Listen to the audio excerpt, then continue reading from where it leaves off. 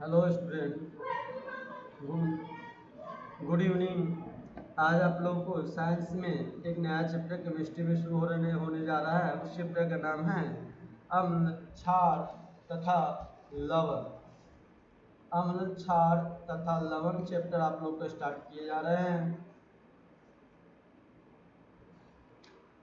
अम्ल, क्षार तथा लवण। तो अम्ल, क्षार तथा लवण के बारे में हम लोग थोड़ा जान लेते हैं। अम्ल, क्षार तथा लवण। देखिए, आप जानते होंगे जैसे जैसे मौसम चेंज होता है, मौसम बदलते हैं, पका भोजन के समय में कुछ समय के बाद खट्टा या कड़वा खाम हो जाता है। जैसे जैसे मौसम बदलते रहते हैं, आपके भोजन जो होता है क्या हो जाता है, पका भोजन या खट्टा या कड़वा हो जाते हैं। इसका मुख्य कारण क्या है, ये आपने कभी सोचा कि क्यों यह कड़वा हो जाता है या कि खाना खट्टा हो जाता है? क्या कारण है इसका? तो भोजन में अम्ल एवं क्षारक की उपस्थिति, यही कारण है। जो भोजन में अम्ल होते हैं, क्षारक जो उनका उपस्थिति तो होता है, उन्हीं के कारण होता है। आप ये भी जानते होंगे कि अम्ल एवं क्षारक एक दूसरे को प्रभाव को समाप्त कर देते हैं। अम्ल जो होते हैं, क्षारक क्या करते हैं, एक दूसरे के प्रभाव को भी समाप्त कर देता है। और यही कारण है कि जब कोई आदमी अत्यधिक भोजन करने के कारण अम्लता से पीड़ित हो जाता है। और एक यह भी कारण, जो आदमी कोई अधिक भोजन कर ले तो अम्लता से पीड़ित हो जाती है, तो हम उसे बेकिंग सोडा का विलयन औषधि के रूप में देते हैं, दवा के रूप में क्या देते हैं, बेकिंग सोडा का औषधि के रूप में इनका प्रयोग करने के लिए देते हैं उन्हें। अब बात आ गई यहाँ तक। इसके बाद समझिएगा आप कि क्योंकि अम्ल अत्यधिक क्या करेगा, उदासीन कर देता है, अम्लता को दूर कर देता है।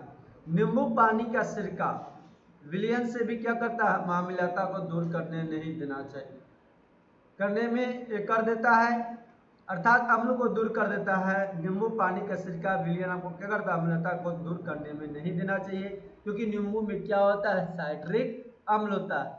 यदि आपको अम्लता को दूर करना है तो हमें किसी को नींबू पानी नहीं देनी चाहिए, क्योंकि नींबू में क्या होता है, आपका साइट्रिक अम्ल होते हैं और सिरका में एसिटिक अम्ल रहता है।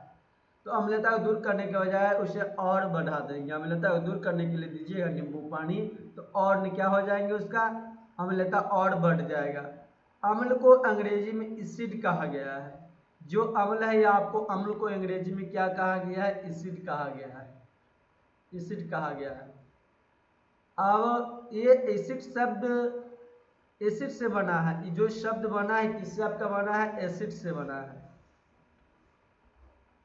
एसिड्स से बना है। क्या बना है, जिसका अर्थ हो जाता है क्या, इसका अर्थ क्या होता है, जिसका अर्थ होता है आपका खट्टा। एसिड का बना, इसका अर्थ क्या हो गया, खट्टा होता है, अर्थ खट्टा। अब अम्ल का एक गुण है जिसका स्वाद में क्या होता है, अम्ल खट्टा होता है। अम्ल का एक गुण होता है, वो स्वाद में क्या होता है, आपका खट्टा होता है, याद रखिएगा। उसमें अम्ल रहता है, सभी लगभग सभी खट्टे फलों में साइट्रिक अम्ल होते हैं। लगभग जितने भी खट्टे फल है सभी में क्या होते हैं, साइट्रिक अम्ल पाए जाते हैं। अब बात आ जाती है कि लैक्टिक अम्ल, हरे अंगूर, देखिए आप, साइट्रिक दही में लैक्टिक अम्ल पाया जाता है। दही में कौन सा अम्ल पाया जाता है, आपका लैक्टिक अम्ल पाया जाता है, दही में लैक्टिक अम्ल। दही में लैक्टिक अम्ल पाए जाते हैं। और हरे अंगूर में टार्टरिक अम्ल पाए जाते हैं। और हरे अंगूर में कौन सा अम्ल पाए जाते हैं, हरे अंगूर में आपका टार्टरिक अम्ल पाया जाता है, टार्टरिक अम्ल, टार्टरिक अम्ल पाए जाते हैं हरे अम्ल में, हरे अंगूर में। अब बात है लैक्टिक अम्ल में, आपका लैक्टिक अम्ल की चर्चा की जाए तो लैक्टिक अम्ल अब तो बताया गया कि दही में पाया जाता है। और अब इसके बाद आंत में आपका क्या पाया जाता है, हाइड्रोक्लोरिक अम्ल। आंत की बात किया जाए तो आंत में हाइड्रोक्लोरिक अम्ल।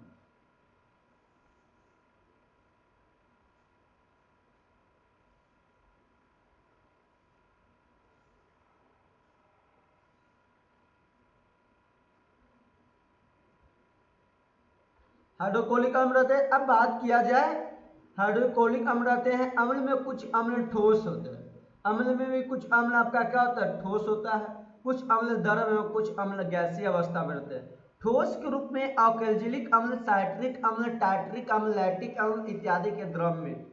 ठोस के रूप में आपका कौन हो जाए, अल्कैलिक अम्ल हो जाते हैं। ठोस के रूप में आपका साइट्रिक अम्ल, टाइट्रिक अम्ल, एसिटिक अम्ल, ये सब आपका क्या हो जाता है, लैक्टिक अम्ल, ये सब ठोस के रूप में हो जाता है। द्रव के रूप में कौन होगा, सल्फ्यूरिक अम्ल, नाइट्रिक अम्ल, एसिटिक अम्ल इत्यादि। या गैस के रूप में हाइड्रोक्लोरिक अम्ल, जो हाइड्रोजन और क्लोराइड के गैस का क्या होता है, संतृप्त जलीय विलयन होता है।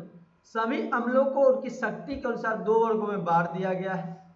एक प्रबल अम्ल को कर दिया गया है, और एक आपका कौन सा अम्ल कर दिया गया है, ध्यान रखिए, एक प्रबल अम्ल और दूसरा दुर्बल अम्ल कर दिया। सभी खनिज अम्ल में आपका HCl हो, H2SO4 हो, HNO3 हो, सभी में प्रबल अम्ल है, क्योंकि कार्बनिक अम्ल, एसिटिक अम्ल, कार्बनिक अम्ल, एसिटिक अम्ल, CH3COOH ये सब होते हैं। क्षारक को अंग्रेजी में बेसिस कहते हैं। जो क्षारक होते हैं आपका, उसे अंग्रेजी में हम क्या कहते हैं, बेसिस कहते हैं। और बेसिस एल्किली भी कहते हैं, और बेसिस एल्किली भी कहते हैं, बेसिस एल्किली भी कहते हैं। अंग्रेजी क्षारक की बात किया जाए, क्षारक, तो क्षारक को अंग्रेजी में क्या कहा जाता है, क्षार को आपको अंग्रेजी में बेस कहा जाता है। क्या कहा जाता है, बेस। अंग्रेजी में बेस कह सकते हैं। बेसिस में बेसिस को एक एल्किली भी कहते हैं। एल्किली शब्द आपका अरबी भाषा अल इक्यूल से बना हुआ, जिसका अर्थ होता है पौधा का राग। इसलिए क्षारक एक गुण होता है, उस स्वाद में कारा एवं क्या होता है, कड़वा होता है। जैसे चूना, सामुन, धोवन सोडा, खाने वाला सोडा आदि स्वाद में कड़वा होता है। चेक कीजिए खाकर, तो इस स्वाद क्या होगा, कड़वा होता है। जैसे दो वर्गों में इसे को भी बांट दिया गया है, क्षारक को भी, एक प्रबल क्षारक, एक दुर्बल क्षारक में बांट दिया गया है। तो चलिए, आपका इस टॉपिक की कुछ बातें थी, हम लोग की ये बात थी। अब हम लोग इसके बाद चलते हैं परिभाषा पे, चलते हैं आर्नियस की परिभाषा पे। तो आर्नियस की परिभाषा की बात किया जाए, तो आर्नियस की परिभाषा पे हम लोग चलेंगे, उसको देखेंगे परिभाषा को।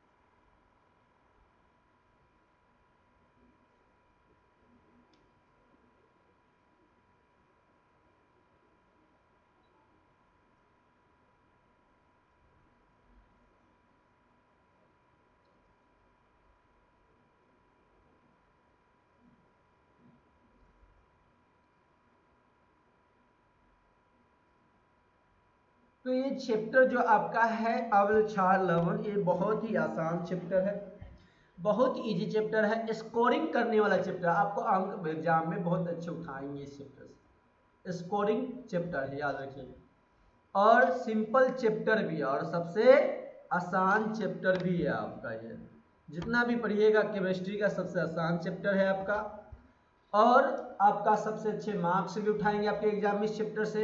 यदि ढंग से पढ़िएगा तो आपको अच्छे मार्क्स भी आ जाएंगे इस चैप्टर से। स्कोरिंग चैप्टर कहा जाता है, सिंपल चैप्टर।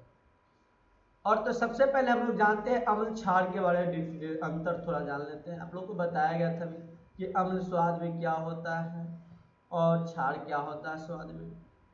तो अम्ल की बात किया जाए क्षार के, तो ये आपका स्वाद में क्या होता है, खट्टा होता है, स्वाद में खट्टा होता है।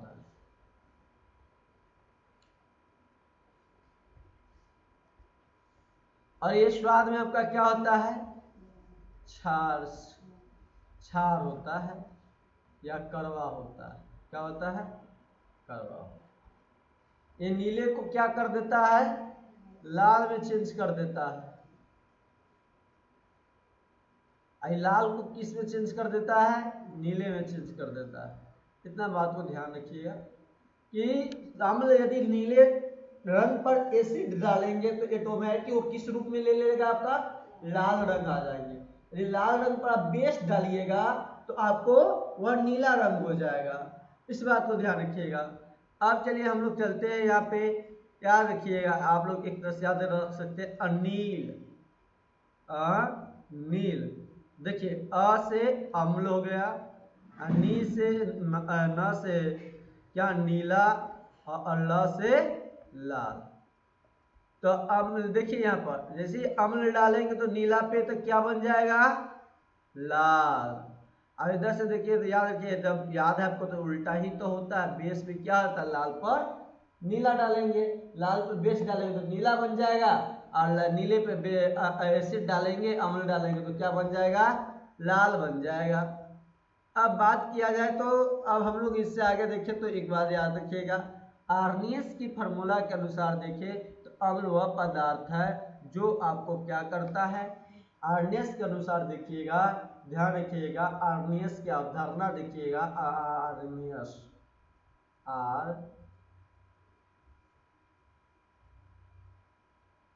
आर्नियस के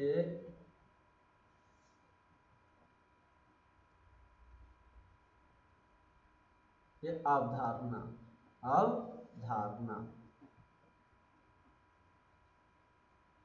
ध्यान से समझिएगा। देखिए आर्नियस के अनुसार क्या होते हैं ना, अम्ल क्षारक की अम्ल की परिभाषा और क्षारक की परिभाषा। तो अब लोग क्षारक की परिभाषा हम लोग देख रहे हैं, किसके अनुसार देख रहे हैं, तो याद रखिए किसके अनुसार, अम्ल क्षारक की परिभाषा हम लोग देख रहे हैं आर्नियस की अवधारणा के हिसाब से, अम्ल क्षारक की परिभाषा। ये बहुत ही इंपॉर्टेंट होता है आपका महावीवीआई है, इस बात को ध्यान रखिए। क्या है आपका ये महावीवीआई है, अम्ल एवं क्षार की परिभाषा, अम्ल एवं क्षार की परिभाषा।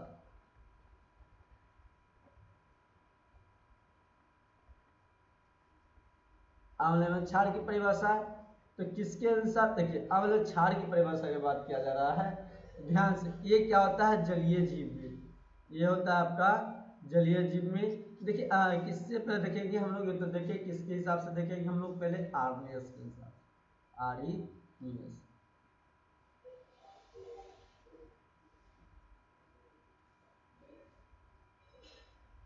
की अवधारणा,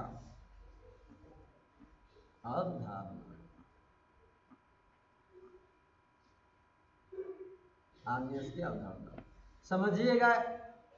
तो वे इन अम्ल की परिभाषा किया जाएगा, तो अम्ल की परिभाषा के बारे में समझिए। वीवीआई है, महावीवीआई है, इस बात को याद रखिएगा, इंपॉर्टेंट है, बहुत ही इंपॉर्टेंट है, इस बात को ध्यान रखिए।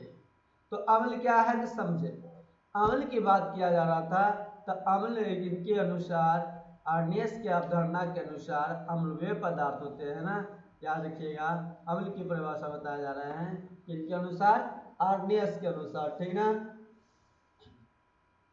के अनुसार। लेकिन क्या होते हैं, जलीय विलयन होते हैं, क्या होता है आपका, जलीय विलयन होता है इसमें।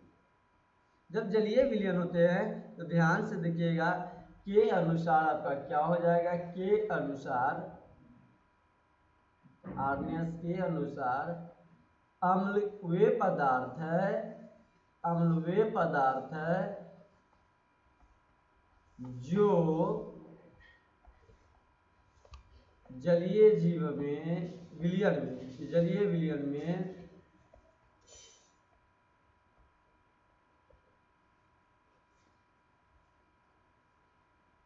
क्या करता है, आपका H+ आयन देता है, क्या देता है, H+ आयन देता है। ये परिभाषा था आपका, कल कहां तक। तो अम्ल के अनुसार वे पदार्थ जो जलीय जीव में क्या करता है, H+ आयन देता है। अब समझिएगा इसमें, जैसे HCl, क्या HCl, तो H+ क्या, Cl हो गया, H+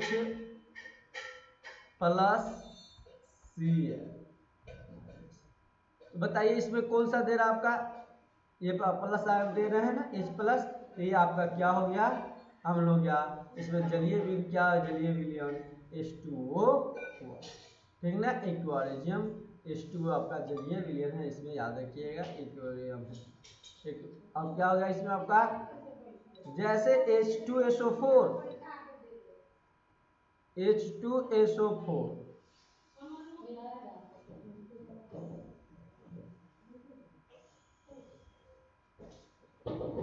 HO2SO4, 2H plus 2H plus SO4 के पावर 2 माइनस।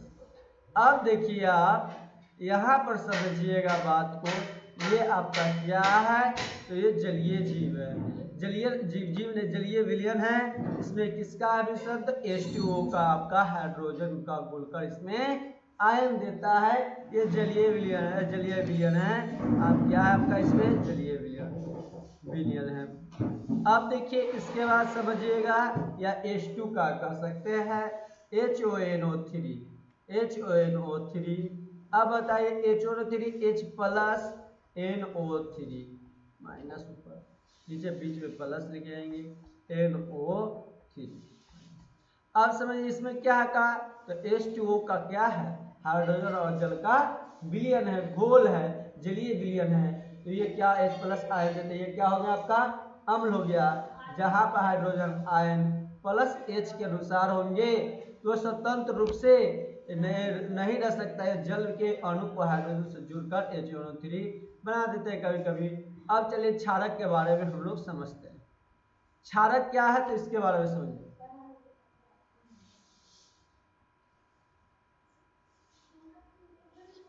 आर्नियस के अनुसार क्षारक की परिभाषा देखें।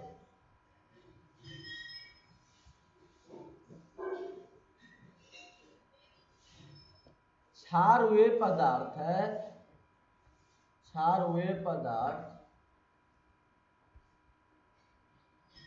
है जो जलीय विलयन में OH आयन देता है, OH माइनस आयन देता है। यहाँ पे आपका क्या होगा, ध्यान रखिए, अब माइनस में देंगे। उदाहरण के लिए समझिएगा,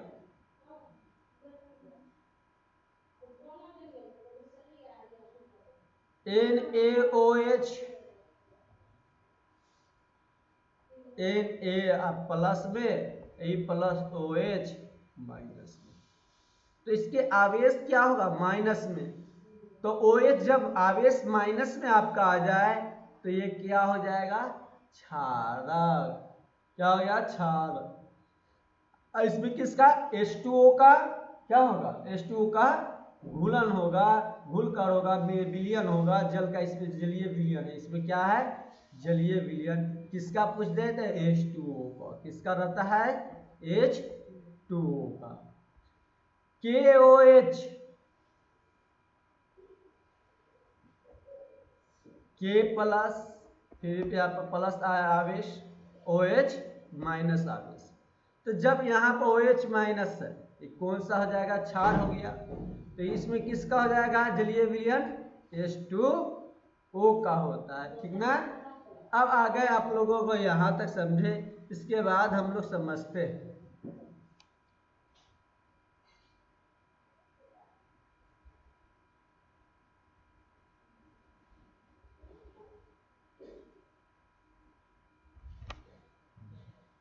सभी क्षारक जल में घुलनशील नहीं होते हैं। जल में घुलनशील क्षारक को क्षार कहते हैं।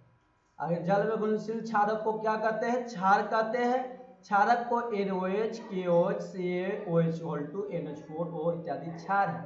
और सभी क्षारक क्षारक होते हैं, लेकिन सभी क्षारक क्षार नहीं होते हैं। अब बात आ जाए तो हम लोग गुण की बात करेंगे। उससे पहले हम लोग देखते हैं, एक बात को ध्यान से समझिएगा, सीमाएं के बारे में।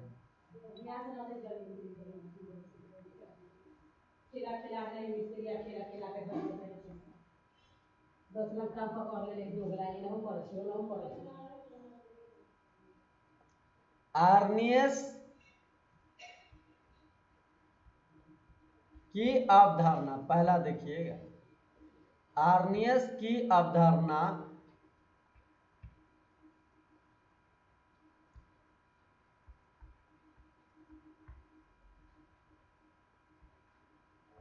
केवल जलीय विलयन में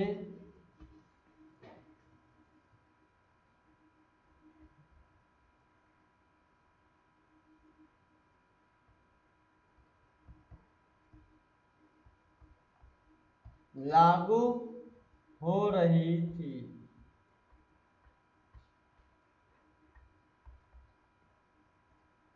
दूसरा SO2 MgO CaO MgSO4 इत्यादि से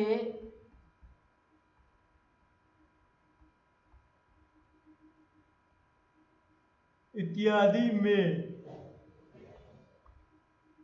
H+ आयन अनुपस्थित होने के बावजूद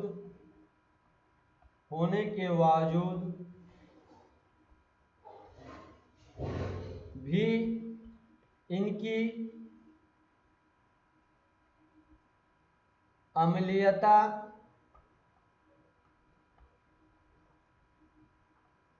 या क्षारीयता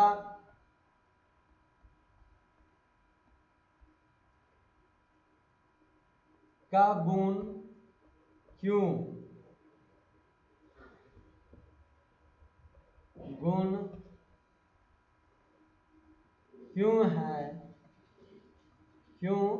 है आर्नियस नहीं बताता।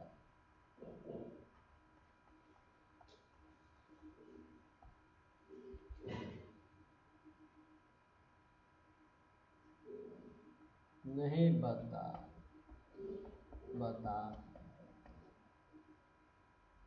तो क्या हो गया, SO2 MgO CO MgSO4 इत्यादि में H+ आयन अनुपस्थिति होने के कारण भी बावजूद भी इनकी अम्लता या क्षारीयता गुण क्यों है आर्नियस नहीं बताया है। अब देखिए इसके बाद हम चलते हैं, इसके बाद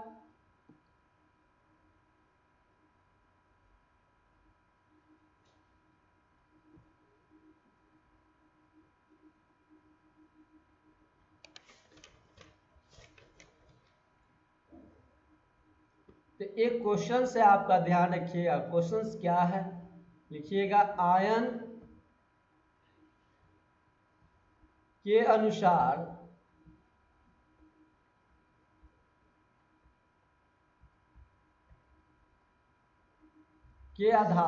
आयन के आधार पर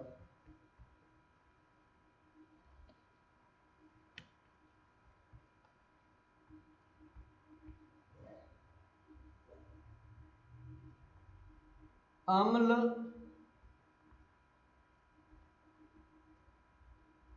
क्षार को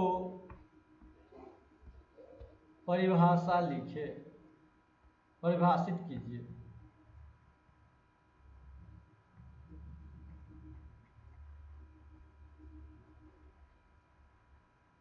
समझिएगा यहाँ पे सबसे पहली बात क्या समझना है हम लोगों को,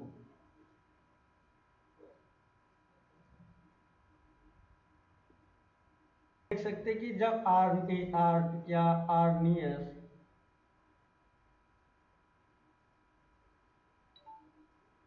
उससे पहले देखिए HCl, देखिए HCl क्या होता है, H प्लस आवेश होते हैं, Cl क्या होता है, माइनस आवेश होते हैं। ये आपका आयन होते हैं, क्या हो गए आपका, ये आयन, ये आपका क्या हो जाता है, आयन हो जाता है। तो आयन हुआ, तो इस तरह से आपका बनता है, याद रखिएगा। और ये प्लस आवेश है आपका, ये क्या हो जाता है, माइनस। यहाँ पे क्या होता है, जलीय विलयन है आपका H2O का, क्या है यहाँ पे, H2O का घोल है। अब बात किया जाए तो इसके बाद आप लोग देखिएगा,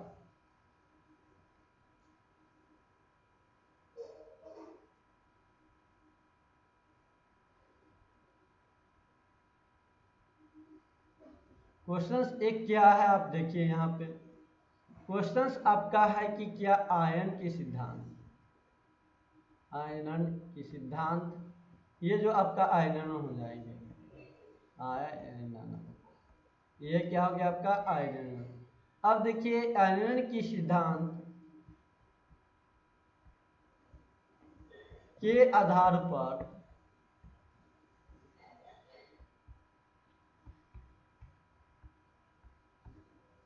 बताइए कि क्यों HCl अम्ल तथा NaOH क्षार है।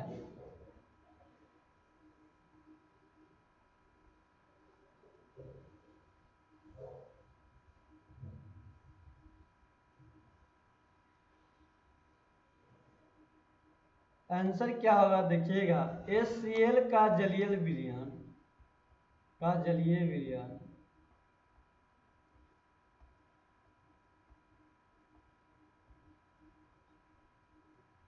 H+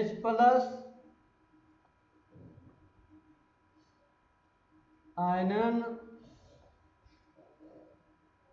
प्रदान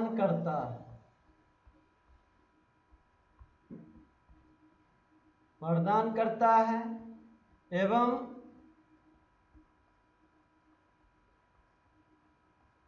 आयनन सिद्धांत के अनुसार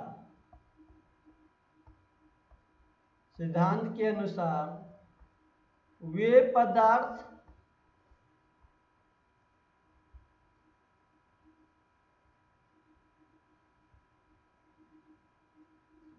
जो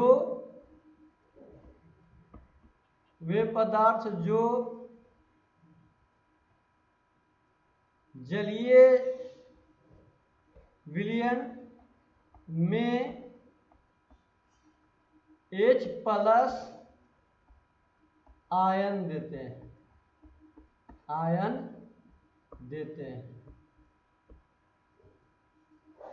वे अम्ल होते हैं। वे क्या होते हैं? अम्ल होते हैं।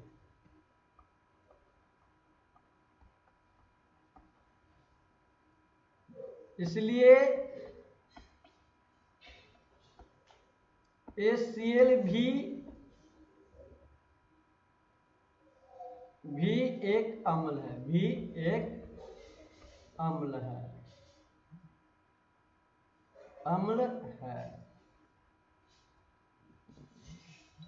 इसकी रासायनिक समीकरण इस प्रकार हो सकती है। इसकी रासायनिक समीकरण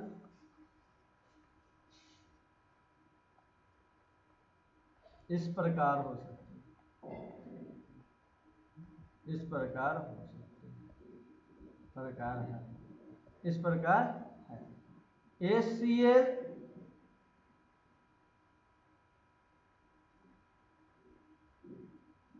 H++Cl-। तो ये आपके हो जाएंगे। ध्यान रखिएगा ये क्या हो गया।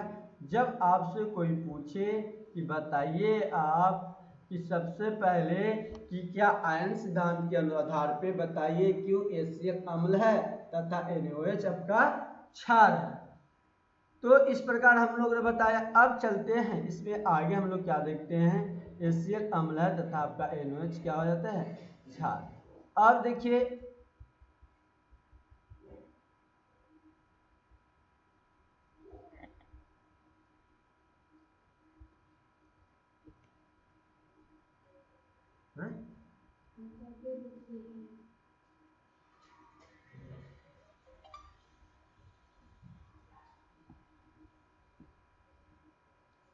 नहीं पता है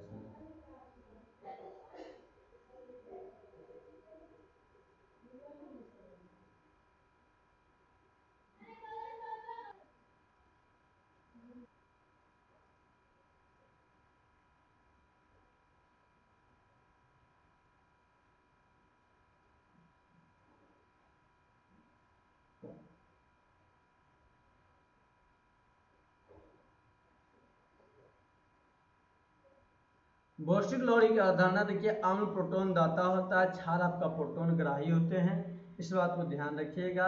उदाहरण पर हम लोग चलते हैं। एक उदाहरण देखिएगा आप लोग यहाँ पे। उदाहरण क्या, HCl प्लस H2O दिया गया Cl। तो ये HCl आपका अम्ल है, H2O क्षार है, क्योंकि ग्रहण कर रहा है वो H आपको यहाँ पर ध्यान रखिएगा। इसके बाद हम लोग यहाँ पर देखते हैं, तो यहाँ पर जब हम लोग देखते हैं तो समझिए बात को। जब यहाँ पर हम लोग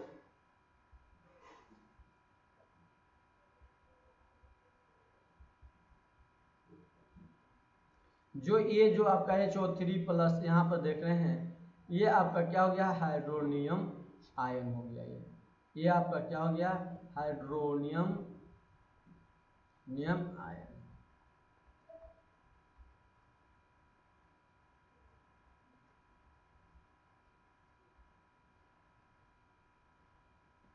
अब इसके बाद इससे आगे देखें, तो इससे आगे देखें तो क्या अब हम लोग देखेंगे।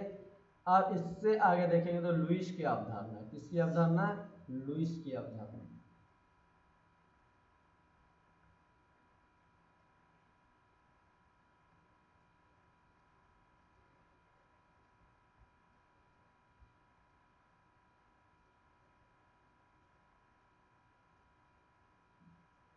अब लुईस की अवधारणा के हिसाब से अम्ल क्षार को क्या देखेंगे हम लोग, लुईस की अवधारणा के हिसाब से अम्ल और क्षार।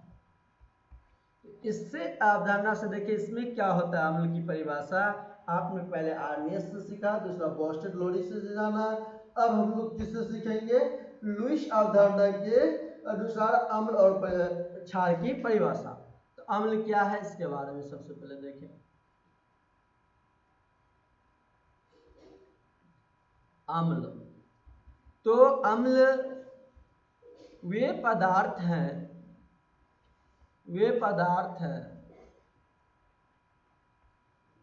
जो इलेक्ट्रॉन आवेश माइनस युग्म को ग्रहण करते हैं, युग्म को ग्रहण करते हैं।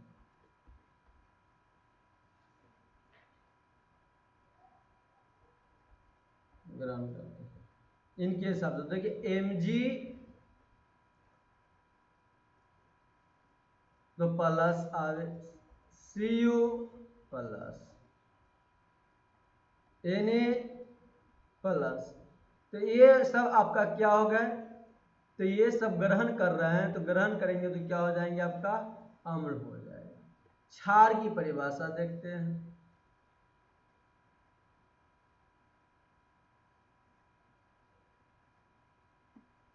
क्षार की परिभाषा, तो वे पदार्थ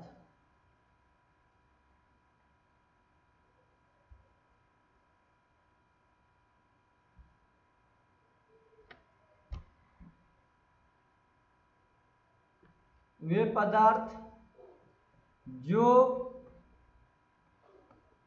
आवेश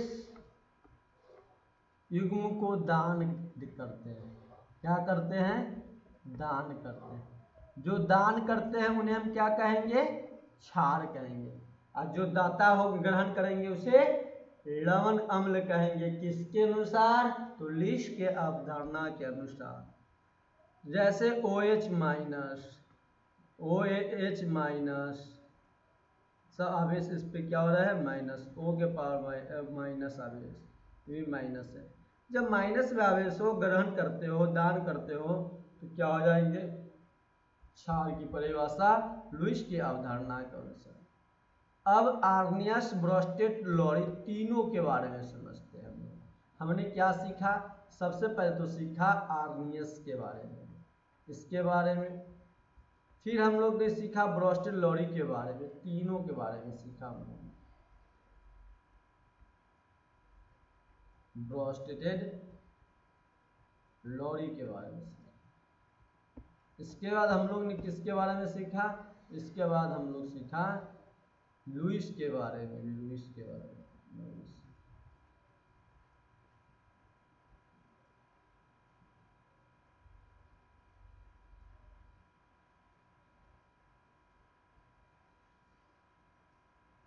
इसमें क्या होगा, अम्ल आपका H प्लस आयन देते हैं। इसमें अम्ल आपका क्या था, सभी जलीय विलयन में है। ये क्या होते हैं, जलीय विलयन में। ये क्या करता है जलीय विलयन में, ये इसमें क्या करता है जब जलीय विलयन रहते हैं, क्या याद रखिएगा जलीय विलयन।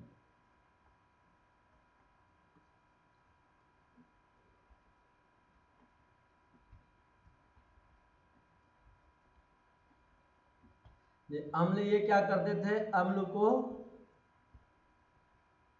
H+ आयन देते थे और क्षार को OH- में आवेश देते थे। अब ब्रोस्टेड लोरी के अनुसार क्या था, अम्ल आपका क्या होता था, प्रोटॉन दाता, यही ना होता था, प्रोटॉन दाता। क्षार क्या होता था आपका, क्षार आपका ग्रहण दाता होता था। क्या होता था, ग्रहण दाता। अम्ल आपका क्या होता था, इलेक्ट्रोड युग्म ग्रहण होते थे।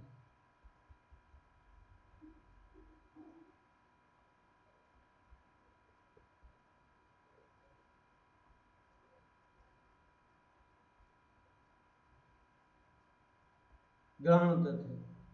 क्षार क्या होता था, इलेक्ट्रॉन युग्म दान होते थे, इलेक्ट्रॉन युग्म दान होते थे। तो इस तरह से हम लोग ने आर्नियस, ब्रोस्टेड लोरी और लुईस के बारे में जाना।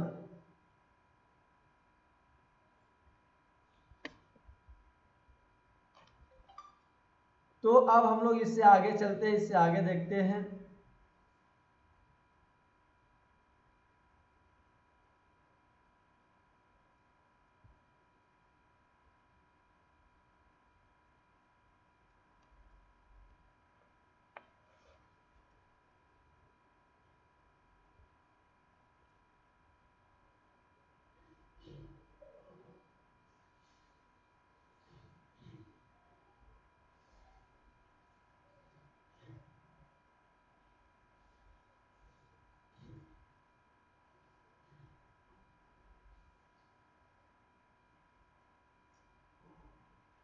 चलिए, ब्रोस्टेड और लोरी के हिसाब से अब क्या होता है, यह अम्ल प्रोटॉन का दाता है, अम्ल के साथ साथ प्रोटॉन H आयन की कमी होती थी। यही ना आपने सीखा था ब्रोस्टेड लोरी में। तो ब्रोस्टेड लोरी में क्या आप जाना था, कल जान रहे थे अभी थोड़ी देर पहले, ब्रोस्टेड लोरी में आपने जाना है क्या, ध्यान से देखिएगा। क्या सीखा आपने कि अम्ल का ये क्या होता है, प्रोटॉन दान। अम्ल प्रोटॉन का दान करता है, ये क्या करता है, अम्ल प्रोटॉन का दान।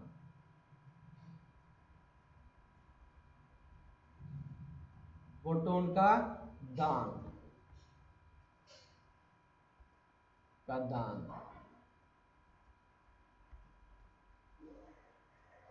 अम्ल के पास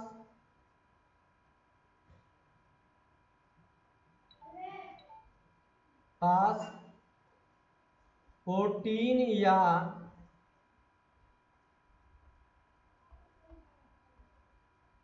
H+ की कमी होती है, कि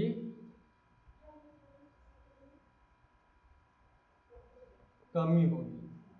क्षार के बाद क्या होगा आपका, ये प्रोटॉन ग्राही होता है। क्षार आपका क्या होता है, प्रोटॉन ग्राही। क्षार आपका प्रोटॉन ग्राही होता है, प्रोटॉन ग्राही। तो ये क्षार के पास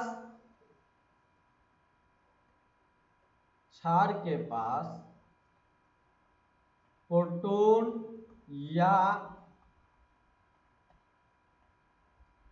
H+ की वृद्धि।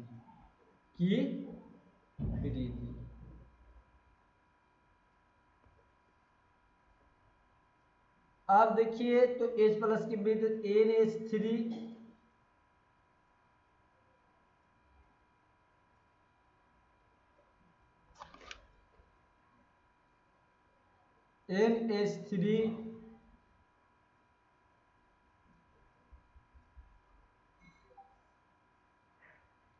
NH3 प्लस H2O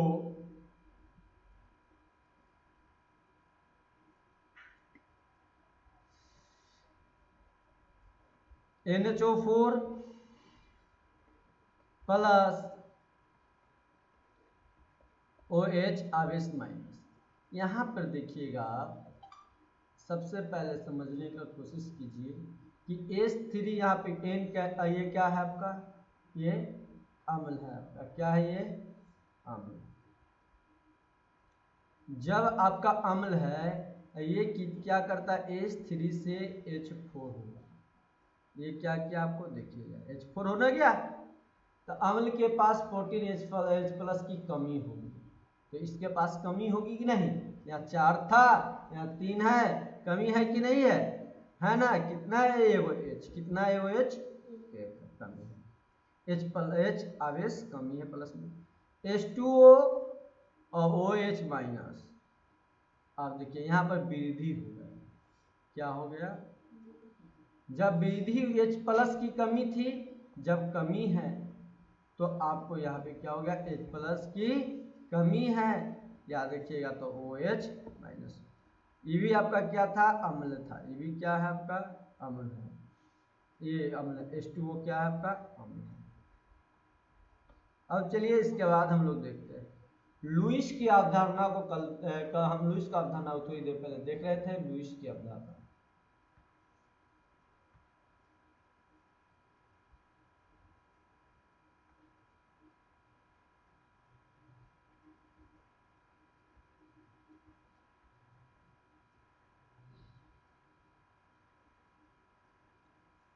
तो पहला अम्ल,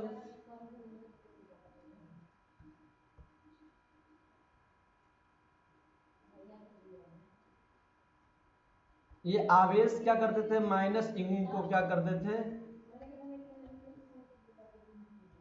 को ग्रहण करते हैं, जिस पर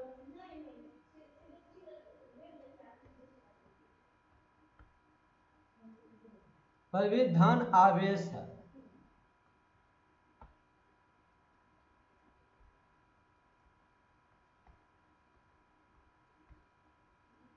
वह अम्ल Mg plus 2 Ca plus 2 H plus Na plus. सब आवेश है, धन आवेश है, क्या है ये धन आवेश है आपका। तो ये सब अब क्षार के बारे में समझिए। दूसरा क्षार,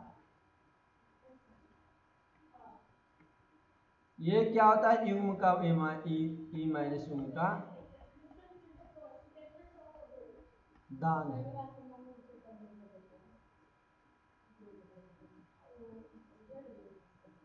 जिस पर ऋण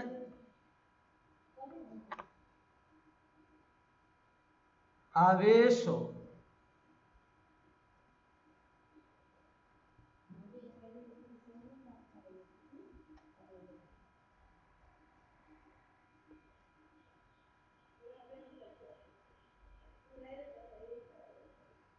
क्षार होंगे।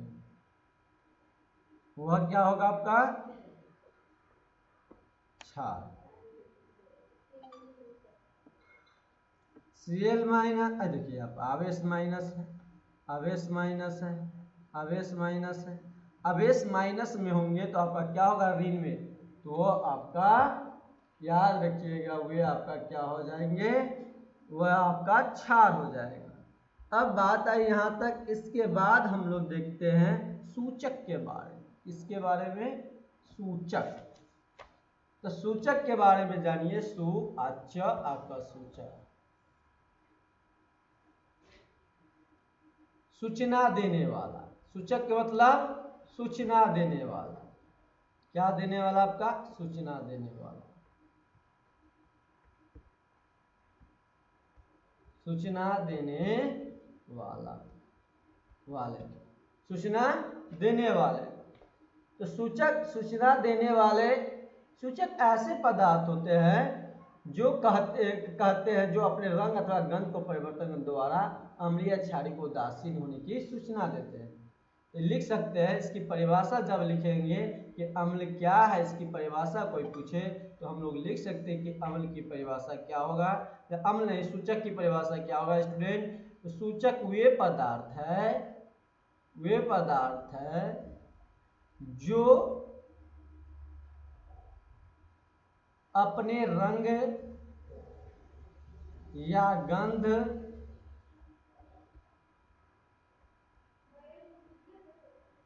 में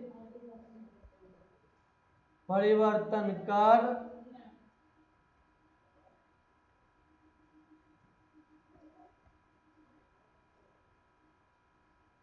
यह सूचना देता है कि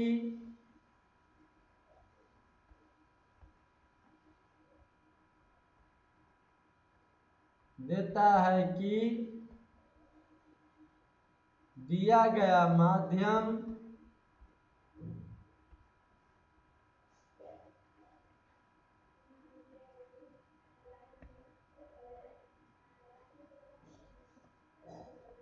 अम्लीय,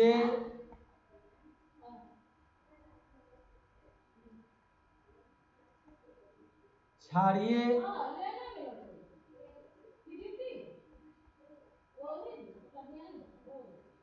या उदासीन है।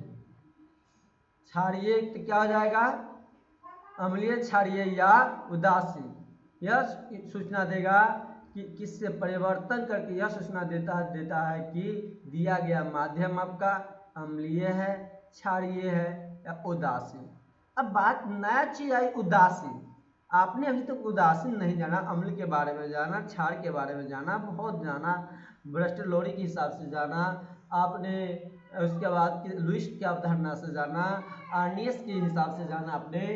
अब लेकिन उदासीन के बारे में आप नहीं पढ़ा। तो उदासीन का मतलब क्या होता है समझिएगा, उदासीन का अर्थ आपका क्या होता है। तो उदासीन न तो आपका अम्लीय होगा और न क्षारीय होगा।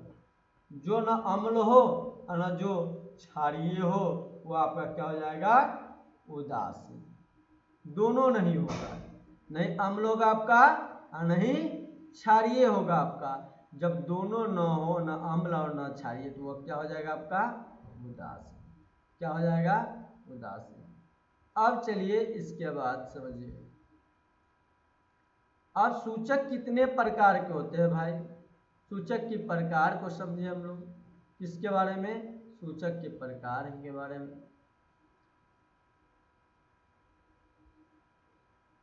तो सूचक के प्रकार 3 प्रकार के होते हैं। जो सूचक होते हैं आपका 3 प्रकार के सूचक के प्रकार।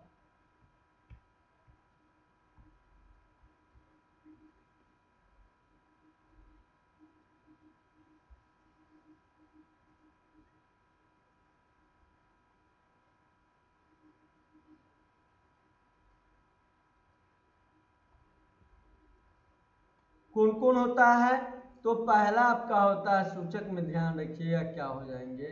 पहला आपका हो जाएगा प्राकृतिक सूचक।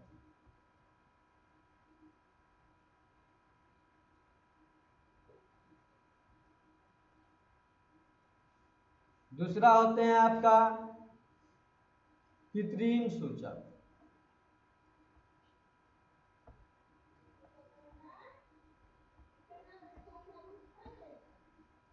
तीसरा आपका होता है गंधीय सूचक।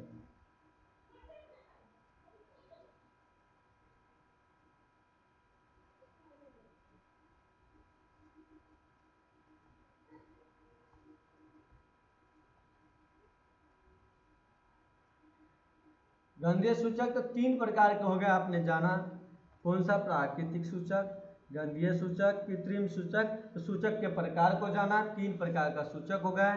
पहला हम लोग समझते हैं प्राकृतिक सूचक के बारे में। प्राकृतिक सूचक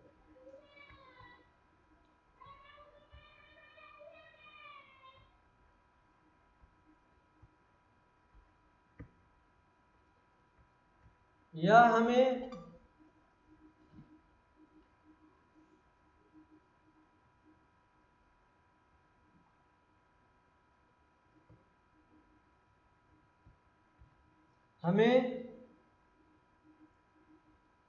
प्रकृति से प्राप्त होता है। यह हमें किससे प्राप्त होता है, प्रकृति से प्राप्त होता है, प्रकृति से प्राप्त होता है। जो प्रकृति से प्राप्त होंगे उसे हम क्या कहते हैं, प्राकृतिक सूचक कहते हैं। अब प्राकृतिक सूचक में कौन कौन सा हो जाएगा, तो ध्यान से देखिएगा आप लोग। पहला हो जाता है आपका लिट्मस पत्र, लिट्मस पत्र। दूसरा आपका क्या हो जाएगा, ध्यान दीजिएगा, दूसरा आपका हो जाएगा हल्दी। तीसरा आपका क्या होगा, याद रखिएगा, गुड़हल, गुड़हल का फूल।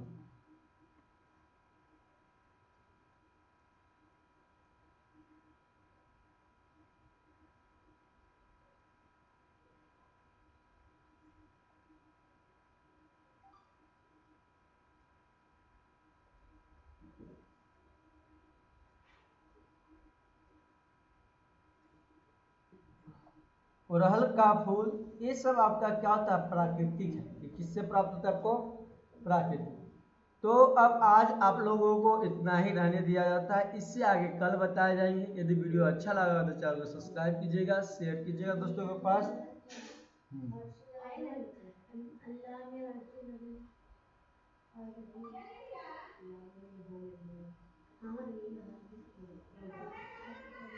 तो इस तरह से होते हैं।